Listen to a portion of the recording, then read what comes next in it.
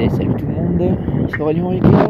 Après 1 mois et demi d'absence, je trouve enfin quelques minutes pour vous faire ce qui sera très certainement la dernière vidéo de l'année concernant cette moto et concernant même la chaîne tout court, puisque malheureusement depuis 1 mois et demi, et je m'en excuse même si bon c'est pas de ma faute, on a eu un temps absolument dégueulasse, de la pluie tous les jours. Donc là franchement, pour une fois que j'ai un petit créneau, j'en profite, je vous fais cette vidéo qui va donc faire office de petit bilan de post-révision des 1000 km et aussi vous donner donc les premières vraies impressions sur cette moto, puisque les premières impressions que je vous avais données étaient donc au bout de 30 km, donc ça servait à rien du tout, ou presque. Et je vais faire ça assez rapidement parce que là il fait quand même 3-4 degrés. Désolé si j'ai la voix qui chevrotte un petit peu, mais je crois que vous me comprendrez aisément que quand on roule avec une Roadster aux alentours de 90 ou 100 et qu'on se prend tout le vent dans la tronche par 3 degrés minimum, bah c'est pas top. Alors, qu'est-ce que je vais vous dire en termes de bilan sur cette petite moto? Je vais éviter de rentrer dans le jeu de la comparaison avec la Kawasaki Ninja qui, bon, je la connais déjà plus, qui a 7000 km. Et donc je vais sans doute vous donner l'impression d'être parfois hésitant sur 2 ou 3 points, mais c'est vraiment parce que j'ai pas envie de rentrer dans le jeu de la comparaison. Donc cette petite moto qui a maintenant 1200 km au compteur environ, eh bien, elle m'a apporté pas mal de satisfaction, mais il y a quand même des points sur lesquels je suis vraiment pas satisfait, surtout compte tenu du prix de la moto. Je commence par, je vais commencer par les points positifs. Donc les points positifs, déjà on va partir sur l'ergonomie, le confort, la consommation, tout ça. Bon bref, son usage de base qui veut que ce soit une moto que ce soit vraiment une moto routière. Est-ce que c'est une bonne moto routière? Honnêtement oui. Je peux absolument rien lui reprocher. Elle est confortable, la position de conduite est vraiment très sympa. Il y a aussi un point très intéressant, comme je vous l'ai dit, j'ai quelques problèmes au niveau du dos. Sur cette moto-là, j'ai mis un petit peu de temps quand même à trouver mes aises. Mais une fois que je les ai trouvées, honnêtement, pas de problème. C'est vraiment une moto qui est assez confortable, qui se veut quand même assez polyvalente, mine de rien. On peut s'amuser avec. C'est pas parce que c'est une routière qu'on peut pas se lâcher un petit peu de temps en temps. Même si elle va quand même un petit peu moins tolérer l'erreur qu'une sportive. En termes de consommation, ça c'est un cycle que j'ai fait lors du rodage, donc ça vaut ce que ça vaut, mais elle avait quand même dépassé les 500 km et il restait quand même encore environ 1 litre, 1 litre et demi dans le réservoir. Donc elle est dans les alentours pour l'instant de 2 litres 3 au 100, c'est dans cette moyenne là, donc c'est assez conforme aux chiffres communiqués par le constructeur, donc ça c'est très sympa. En ce moment, il faut aussi savoir que comme sa sœur est en train de sortir sur la version 2020, le prix est actuellement en baisse pour les derniers modèles qui ont été produits avant donc l'expiration de la date de production. Et on commence à arriver à des tarifs qui sont aux alentours de 4500, 4600 de moyenne. Bon, peut-être un petit peu plus, ça dépendra des concessions, ça dépendra de votre région, ça dépendra aussi du taux d'inflation en vigueur. Mais si vous voulez une MT mais que vous voulez pas raquer le prix maximum, honnêtement je vous conseillerais plus de partir sur la 2019 que sur la 2020, surtout que alors c'est purement esthétique et c'est purement subjectif puisque c'est un avis personnel. Je trouve que sa sœur avec sa version 2020, je la trouve vraiment pas jolie. Avec notamment un avant qui va se distinguer avec 2 petits... Je sais pas si vous voyez un petit peu la MT-09. Grosso modo elle va reprendre l'avant de la MT-09 2019. Honnêtement c'est vraiment pas joli, je trouve. C'est un petit peu trop futuriste à mon goût. Et je suis pas le seul à le penser honnêtement.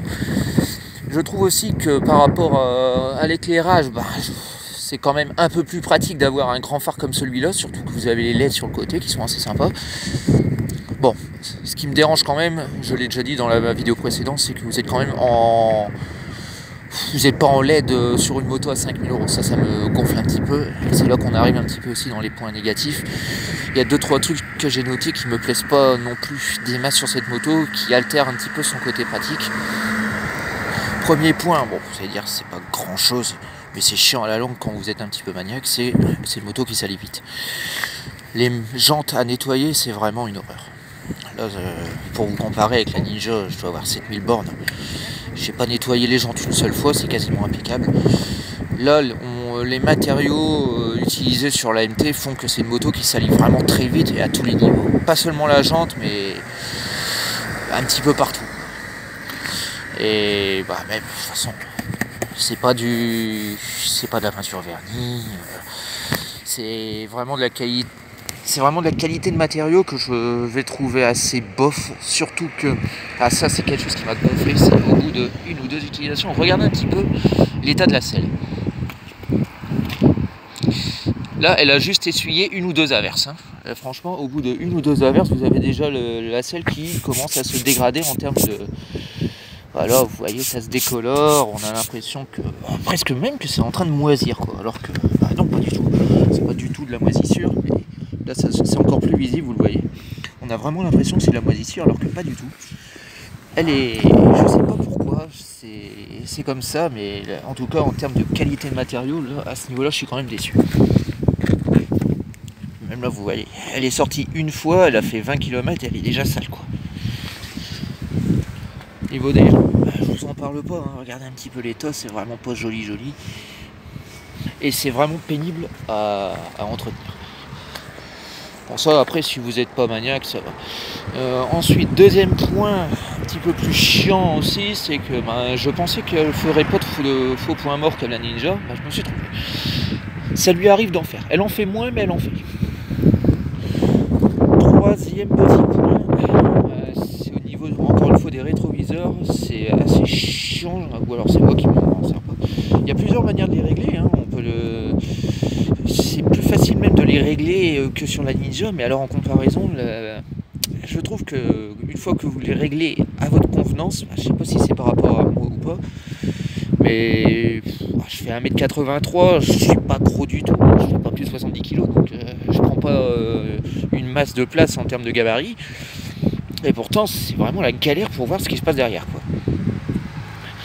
Bon, quatrième point en termes de rapport qualité-prix, ça je vous l'ai dit tout à l'heure, je trouve quand même que pour une moto à 5000 €, à comparaison avec la KTM, je pense honnêtement que le rapport qualité-prix de la KTM est meilleur que le rapport qualité-prix de la Yamaha. Bon, alors cela dit, elle a quand même ses bons côtés. Là, par exemple, elle est aux alentours des 1200 km et je trouve qu'elle a déjà beaucoup de reprises, il y a beaucoup de puissance. Faites attention au compteur qui n'est pas du tout optimal, dans le sens où il y a quand même un écart de 8 à 10 km/h entre la réalité et ce que le compteur nous indique. Évidemment, le compteur là, il se veut particulièrement flatteur. Vous allez vous croire à 120 et vous serez à 110, quoi. Et ce qui est assez chiant aussi, c'est qu'elle absorbe bien les dénivelés, mais par contre, dès que vous arrivez sur un dénivelé qui se prolonge un petit peu, là, ça devient vraiment compliqué. Elle est encore un petit peu en phase de rodage, elle a encore besoin de se libérer. Mais quand vous perdez à peu près 15 km/h sur une montée de 1 km avec un pourcentage qui ne va pas dépasser les 7%, comment vous dire que c'est pas encore optimal. Donc je vais attendre de faire un bilan des 5000 km comme pour la Ninja pour confirmer ce point-là, mais pour l'instant c'est vrai que je suis pas super emballé. Dernier point qui me gêne aussi particulièrement, c'est la conduite sur sol mouillé. J'ai dû aller faire ma révision des 1000 km par un temps dégueulasse, du vent, de la pluie, et quand je dis du vent, de la pluie, c'est pas des rafales à 20 km/h et quelques gouttes, non, c'était vraiment les belles conditions bien dantesques, et la moto a particulièrement mal géré ça, je trouve, en sortant de la révision, puisque je me suis quand même fait 2 ou 3 belles frayeurs rien que sur des bêtes ralentisseurs, quoi. Alors que la Ninja, en comparaison, j'ai jamais eu ce problème là. Donc ça, c'est vraiment les points qui sont à relever pour le moment. Vous allez vous dire, il y a quand même plus de points négatifs que de points positifs, mais tu la conseillerais quand même. J'ai envie de dire que d'une certaine manière, c'est vrai que si vous avez l'opportunité de partir sur plutôt la KTM et que vous n'avez pas de préférence en termes de coloris entre la Yamaha et la KTM, oui, partez sur la KTM.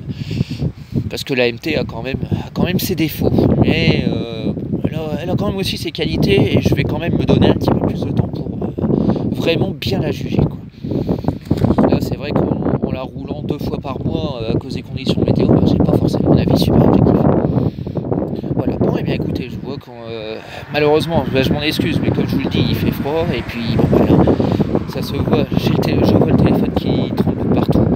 J'arrête cette vidéo là, donc je vous remercie tous ceux qui ont suivi la chaîne pour cette année 2019. Je remercie surtout aussi les personnes qui se sont abonnées, qui ont commenté, qui m'ont donné des motivations supplémentaires pour continuer sur la chaîne, parce qu'à la base, j'avais pas forcément prévu ça. Mais comme je vois que ça intéresse un minimum de monde, et ben, je pense que je vais continuer. Si vous avez des sujets de vidéos qui vous intéresseraient, que ce soit pour la Yamaha ou que ce soit pour la Kawasaki Ninja, n'hésitez pas à m'en faire part en commentaire et j'essaierai de faire des vidéos en 2020 qui traiteront donc des questions qui vous intéressent le plus. Donc franchement, n'hésitez pas. Voilà, bon et bien écoutez, d'ici là, je vous souhaite une bonne fin d'année 2019. On se retrouve donc, si tout va bien, l'année prochaine.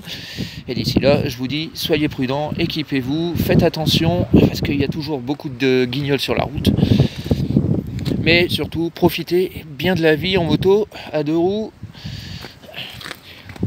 A plus tard.